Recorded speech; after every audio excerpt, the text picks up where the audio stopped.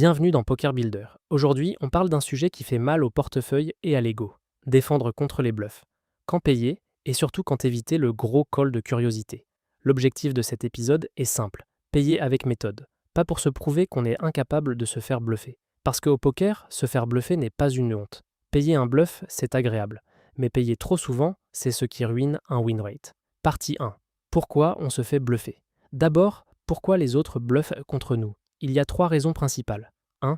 On fold trop. Si un adversaire a l'impression qu'on abandonne dès que ça chauffe, il va attaquer. Parfois même sans y penser, juste parce que ça marche. 2. Notre ligne est faible. Par exemple, on check-call plusieurs streets sans jamais montrer de force. Certains joueurs interprétant ça comme « tu n'as jamais mieux qu'une petite paire », ils sentent une opportunité de faire folder sur la river. 3. On est curieux. Et ça, les bons joueurs le repèrent très vite. Si on a déjà montré qu'on paye pour voir, ils vont augmenter la pression, surtout sur les grosses cartes à la turn et à la river. La première règle à retenir, on ne cherche pas à attraper des bluffs. On cherche à prendre des décisions rentables. Un call est bon si, sur le long terme, il gagne de l'argent. Même si, cette fois-ci, on tombe sur une value.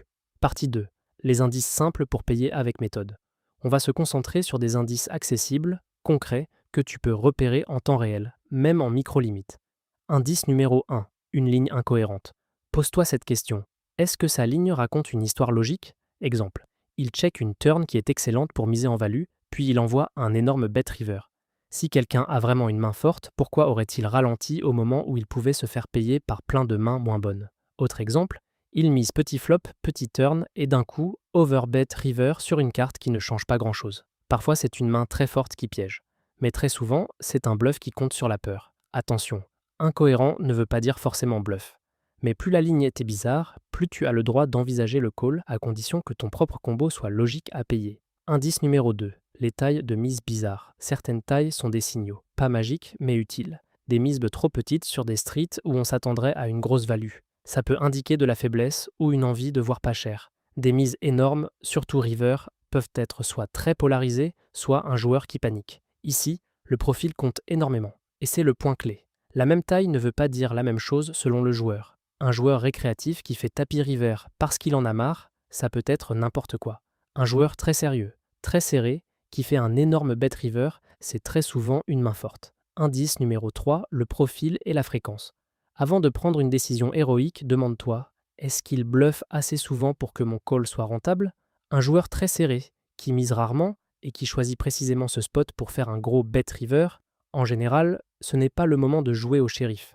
A l'inverse, un joueur agressif, qui s'abête beaucoup, qui double barrel souvent et qui a déjà montré des bluffs. Là, tu peux élargir tes calls. Indice numéro 4, la texture du board et ce qui a raté. Regarde le tableau et liste rapidement ce qui pouvait bluffer. S'il y avait des tirages couleurs ou des tirages quintes évidents et qu'il rate river, c'est une bonne raison de suspecter un bluff. Mais si la river complète justement un tirage évident et que vilain mise gros, il est plus souvent en value. Indice numéro 5. Ton bloqueur sans te compliquer la vie. Sans entrer dans la théorie avancée, si tu as une carte qui bloque les mains fortes de vilain, tu peux payer un peu plus. Exemple simple, tu as l'as de la couleur quand la couleur est possible. Ça réduit le nombre de flushs chez l'adversaire, donc ça rend ses gros bêtes un peu plus bluffés. A l'inverse, si tu bloques ses pocs et bluffs, c'est mauvais. Par exemple, si tu as une main qui contient une carte clé des tirages ratés, tu enlèves des bluffs possibles, donc ton call devient moins bon. Partie 3. Quand folder est excellent. On va maintenant parler du super pouvoir des bons joueurs. Savoir folder sans regret. Le piège, c'est de croire que folder, c'est se faire marcher dessus. En réalité,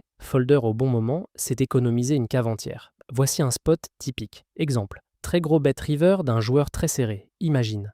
Un joueur tight qui a peu joué de main, qui a montré surtout des mains solides. Vous arrivez river et il envoie une mise énorme du style 80% pot, pot ou carrément tapis. Dans ce spot, si tu n'as pas une main très solide ou un très bon argument de bluff, folder est souvent la meilleure décision. Pourquoi? Parce que ce profil ne met pas ce montant-là avec une main moyenne. Il mise gros quand il est sûr d'être payé par moins bien ou quand il est prêt à faire coucher une main forte, ce qui demande du courage et une fréquence de bluff élevée. Les joueurs serrés bluffent rarement dans ces spots-là. Autre moment où folder est excellent, quand ton histoire ne tient pas. Si tu as check call flop et turn sur un board très connecté et que river apporte une carte qui améliore beaucoup de mains en value chez vilain, ton bluff catch devient vite un call d'espoir. Et on veut éviter l'espoir. On veut une logique. Les pièges classiques, curiosité contre décision rentable. Piège numéro 1, je paye pour voir. C'est le call le plus cher du poker. Parce que tu payes une mise, souvent grosse, sans plan, sans estimation de fréquence, juste pour satisfaire une envie. À la place, pose-toi une question très simple. Quelle main de value il représente? Quelle main de bluff il peut avoir? Et est-ce que ça suffit pour payer? Piège numéro 2. Confondre ego et stratégie. Il y a cette phrase intérieure. Il ne peut pas me bluffer ici.